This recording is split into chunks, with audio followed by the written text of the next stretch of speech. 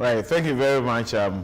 Welcome to this important course, one of the electives, organization theory. This is one course that will have a direct bearing on the work that you do.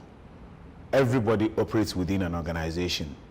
And so in this particular course, we are interested not just in one theory, but a body of theories that really underpin how organizations function, the role of individuals within organization, how individual behavior shape the workings of organization, how groups really enhance the development of organization. We will be looking at organizational environment among others, and some of the key theories, as I indicated, that will shape the relationships that must exist between the organization and its environment.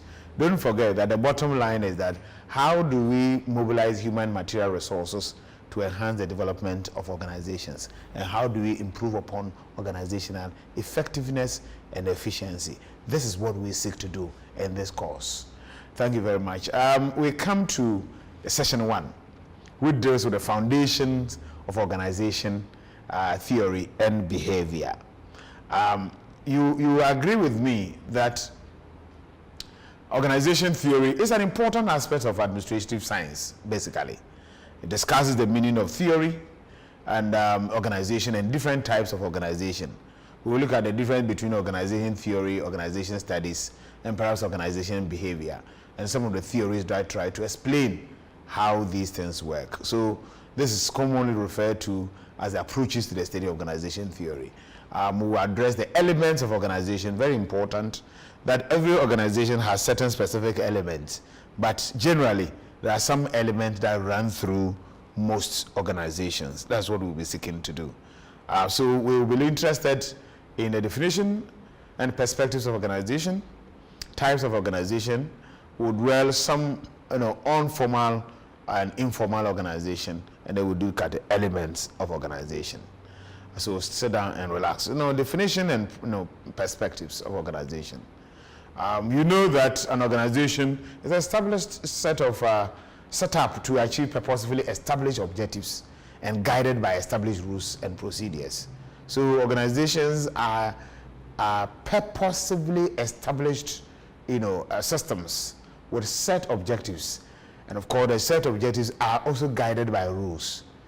We are looking at a combination of other systems and subsystems. We have several units. Gartner and others have defined as a collection of people engaged in specialized and independent activity to accomplish a goal or a mission. So every organization has a goal, and here we are looking at the combination of individuals. You understand? So organization theories also define organization as large and usually complex entities that are sizable, specialized, and highly interdependent, collectivities. Very important. So we are saying that organizations have been an integral part of human civilization. Everybody functions within an organization of some sort. It's made thousands of years ago. The beginning of the 20th century thereby saw the emergence of large corporate entities, IBMs, there's several other organizations that you can be Apple and all of that, Coca-Cola and so on, Unilever, and several other organizations existing within the global system. And so the work of Frederick Taylor, for instance, the major apostle of the scientific management theory, which we will see later in the subsequent sessions, and Max Weber, bureaucracy, draw attention to the importance of work organizations. They've all indicated how organizations are relevant. You need also to know that organization theory is a loosely knit community of many approaches to organizational analysis. And its key questions, its themes, questions, methods, and explanatory modes are extremely diverse. So sometimes we copy from several other areas. There are some areas that are homogeneous, there are some that are also diverse. Organization theory cannot be described as an orderly progression of ideas. It's made up of several theories that come together to explain how organizations ought to perform or how they perform, and how these organizations can improve upon their efficiency and effectiveness. So it is an interdisciplinary something, and most of the social sciences do cooperate or do contribute to it. So you have sociology, sociological research, you have anthropological research, you have social psychology, among others, economists, and so on. They have all contributed. Of course, political scientists have all contributed to the discipline. In fact, this variety or interdisciplinary nature of the discipline contributes to its richness as a field of study. So there are many continuities in the field, and so they exchange ideas here and there. Some of them have advocated democratic decision-making procedures. There are others who have advocated what we call behavioral revolutions. Some have talked about a systems theory, among others. These are things that we'll be exploring as we move on. So it's important for us to consider in topic 2 types of organizations.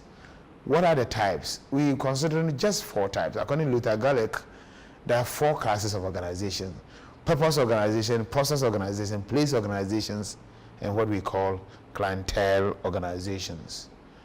So the principle that was used for the classified, or the classified discussed is the division of labor. Organization builds on a particular issue or aspect of organization. And so place organizations are those organizations where the location is critical.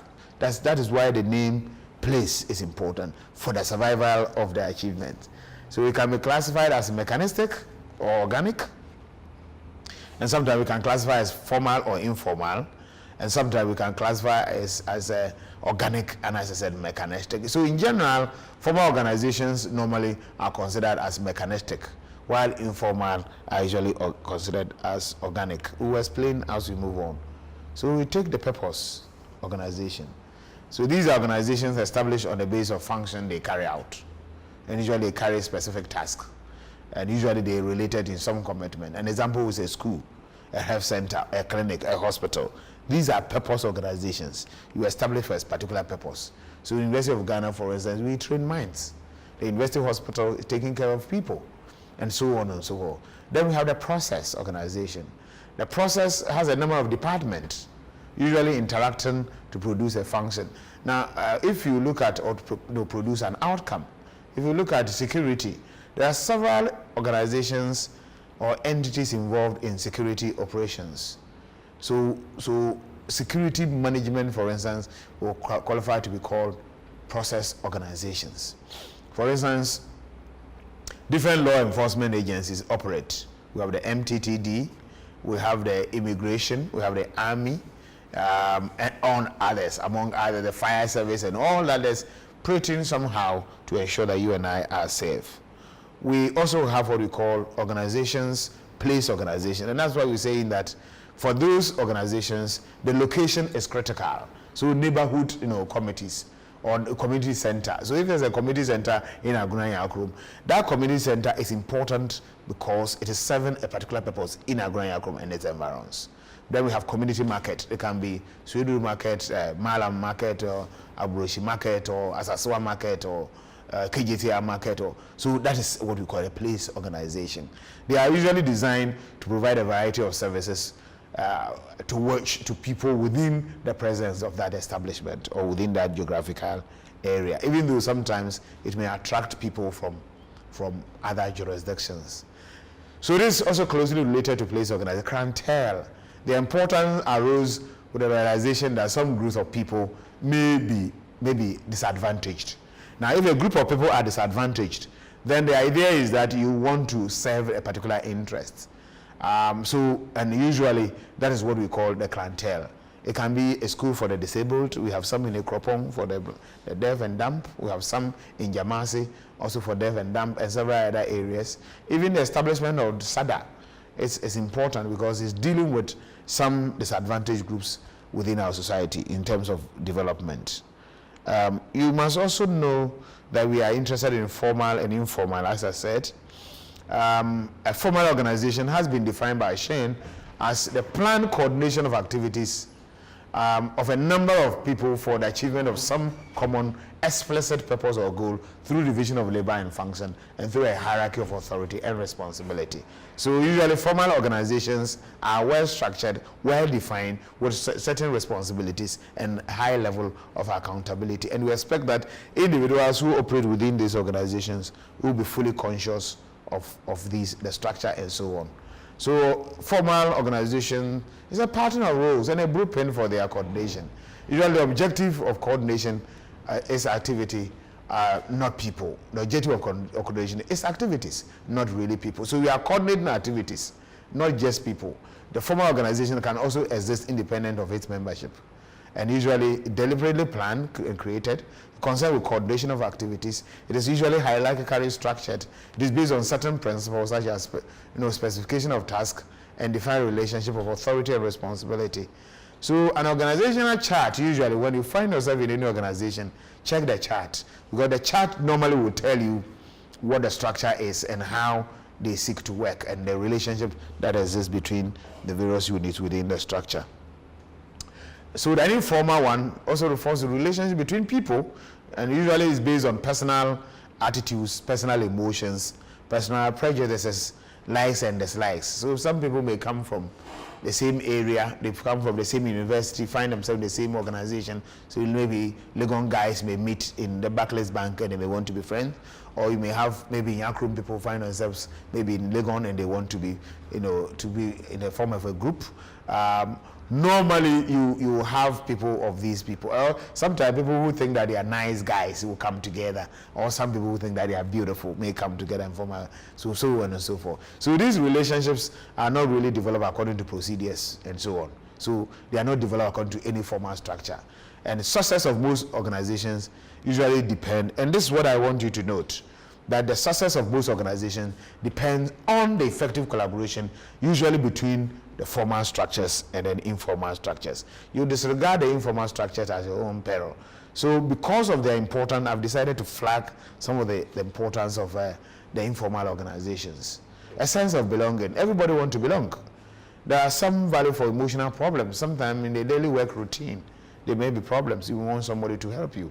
Tension, frustration, age on a job. Sometimes when you have friends within the organization, they help you to fulfill a certain task. Innovation and originality. Some people are able to modify their job situations to their liking, and in the process they're able to be more efficient. You need to be interested in that. We are also very much interested in serving as a channel of communications. There are some informal, some clandestine transmitters of information. You understand? Maybe the grapevine. Sometimes it also serves as social control. The groups provide all its members a set of norms that will guide their correct behavior. So members are expected to conform. So it ensures some control. Checks on authority. When you are in an organization and these groups exist, you need to recognize them and give them their due. Otherwise they can undermine you. And to top management, when these groups are powerful, it ensures less supervision. They know what they are doing. In aid to management, they will help management if you need them to really help you in increase productivity. But the disadvantage is that sometimes group members may resist change, or sometimes it may lead to role conflict. Maybe allegiance to the groups as against allegiance to organizations or the management. There's sometimes rumor, they become rumor monger, carriers of rumor, and sometimes a group think philosophy will emerge where loyalty is to the group, and they relegate the loyalty to the organization to the background. The last one will be the element that we want to look at. Basic element. Every organization has some basic element. Organizations have people. They have objectives. They have specialization. They have division of labor. They have coordination. They have a hierarchy, and usually they have authority and responsibility. So it is the interaction of people that makes it possible for organization to achieve their objective. So, and of course, what you need to know is that every organization is set up also to achieve a set objectives. So the work must be divided, and some people must perform specific tasks assigned to them. There's also a coordination. When you have different aspects of the organization within the place, so for instance, you have marketing, you have maybe accounting unit, you have an IT center or the IT unit, etc. There must be somebody who will coordinate the activities, so to ensure proper span of control and unity of command, and so on and so forth. And then you have a hierarchy where every office is under the control and supervision of a higher one. And this clearly entails established channels of command and perhaps communication and control. You must also be interested in this whole business of authority and responsibility. People are not just giving authority, they are also giving responsibility. Or those who are given responsibility are given a corresponding authority to enable them carry out their work. So when you have responsibility, you must have authority to be able to see through the implementation processes and so on. Thank you very much for this. Let's come back. So thank you very much for paying attention to Unit 1. Session 1 will come with Session 2 in a jiffy. Thank you very much for the opportunity.